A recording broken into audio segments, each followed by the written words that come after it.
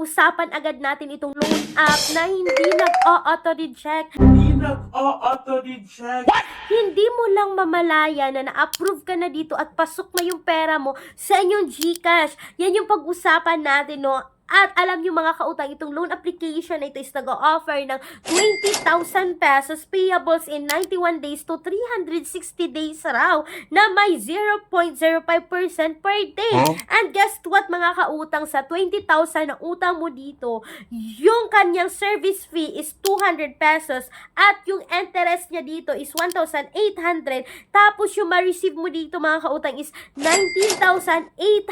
So ibig sabihin mga kautang, nasa 2,000 lang yung buang tubo dito kasama yung service fee. Sa loob po yan ng 91 days.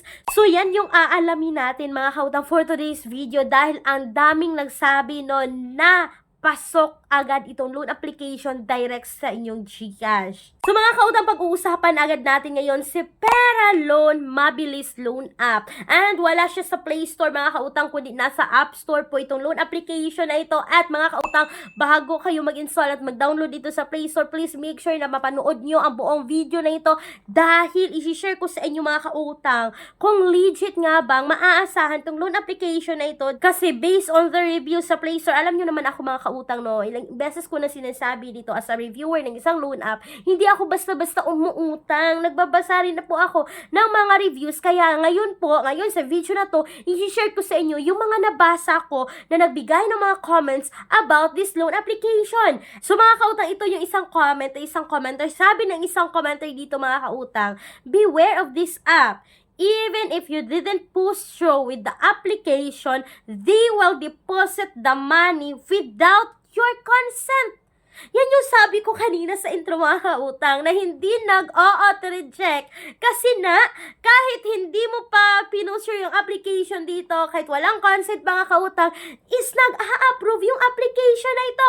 Sabi pa dito mga kautang, they charge you a very high interest. Your 3,000 becomes 1,890 and you have to pay 8 and 7 days. Ito na yung sabi ko mga kautang, no, na napaka-legit na magbabasa muna tayo ng mga reviews bago tayo umutang sa loan app. Kasi sabi yung intro ko kanina mga kautang is based on their advertisement, is based on their platform. So, hindi yun legit na 91 days at hindi legit na 360 days. Kundi, ito po yung sabi, no, na 7 days lang yung application na ito. And mga kautang, hindi naman masama na sinabi kong hindi auto-reject. Kasi na, guess what? Hindi nga nag-auto-reject. No? Pumasok agad yung pera without even knowing, without even telling, no, na na-approve ka dito or na-decline ka dito. Basta-basta na lang pumasok. Kahit sabi pa ng isang commenter niya, hindi niya ginotro yung application. Ba't na-approve siya dito? Worth 3,000. At ito pa mga kautang. Sabi pa ng isang commenter dito nung August 2, sabi niya, too disgusting. I didn't confirm to push my application due to a huge finance charges, but I was shocked that a text message was sent me and saying that my loan was released. The loan amount was 3,000 and 1,890 was released. This is fraud and a scam. Yan mga kautang, napatunayan na natin, no, na itong loan application na to, same sila, noong una nabasa kong review, same sila na experience na kahit hindi niya ginotro yung application, is na-approve siya dito. At ito pa, no, nagkalkal pa ako dito, may nagbigay naman ng 5-star, ito yung sabi, fast and reliable, hoping to get approved. Take note mga kautang. Nagbigay siya ng 5-star dito kahit hindi pa siya na-approve sa isang loan application na ito. At hindi lang yan mga kautang. Hindi lang yan. Ito pa yung pinaka-worst. Sabi pa, illegal lending online app. To anyone who will download and use this app, think first. They will harass through text and call. One day prior your payment, they are only changing their names and they'll verify still same lending app. Once you download it and open it, like Eagle Cash, Mabilis Peso, and Eagle Found. Mga kautang, itong loan app na nabanggit niya like Eagle Cash, Mabilis Peso, and Eagle Found ay wala na dito sa App Store. Sinearch ko talaga itong mga kautang na to prove na nandito pa yung mga kasamahan niya ng babat wala na. Wala na itong loan app na nabanggit niya dito, si Pera Loan. Mabilis loan app na ang naiwan like dito sa App Store, sorry. At hindi lang yan mga kautang. Nagkalkal pa talaga ako dito, no. Sabi pa ng isang commenter, hindi ako nag-apply ng loan, pero pinasok nyo pa rin yung pera na walang consent. What? Nako! Mga kautang, itong loan application na to, pag once kayo ay nag-download dito, nag-fill in kayo dito, kahit hindi nyo ginutro yung application, kahit hindi nyo pinush, hindi kayo nag-apply talaga dito sa loan app na ito, ay automatic, napapasok yung pera. Okay lang sana mga kautang, no? Kung mababa yung interest. Kasi mahahappy tayo. Ay, thank you, na-approve ako, magaganon ka talaga, yung reaction mo. Talaga masasayahan ka kapag ganito na mababa yung interest, tapos hindi nag-auto-decline, hindi nag-auto-reject. Pero pag ganito naman, hindi nga siya hindi nga siya nag-auto-reject mga kautang. Pero, nakakadismaya sa sobrang laki ng interest at 7 days pa.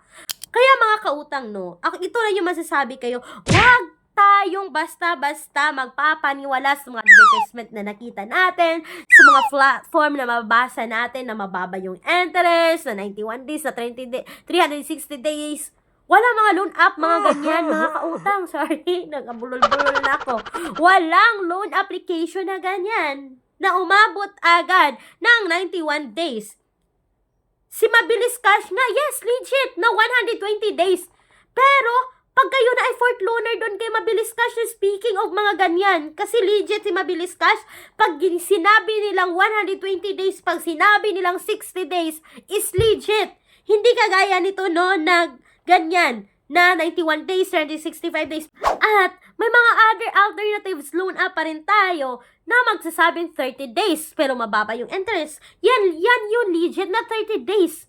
May ibang loan app na sinasabing 0% interest, pero 10 days, yan yung legit mga kautang. Pag nakita nyo itong loan app na ito, na 91 days yung nakalagay, ay wag nyo nang isipin na 91 days talaga. Pero pag nakita nyo ang isang loan app mga kautang, pagbungad pa lang ng isang loan application, makikita nyo 0% interest sa unang hiram, payables in 7 days. Yan yung mga legit na mga loan app. May mga loan app, yes mga kautang, kay Digido, kay Manikat, makikita nyo agad kung magkailan nyo siya babayaran pagkabungad pa lang ng application.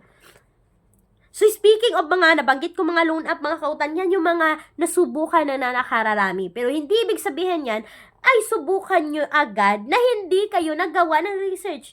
Do a research pa rin kayo, no? Pero nagbibigay kami ng mga ideas kung sa mga legit na subok na. So yung mga link niyan mga kautang, ilalagay ko sa description box at sa pen comment section ng video na ito.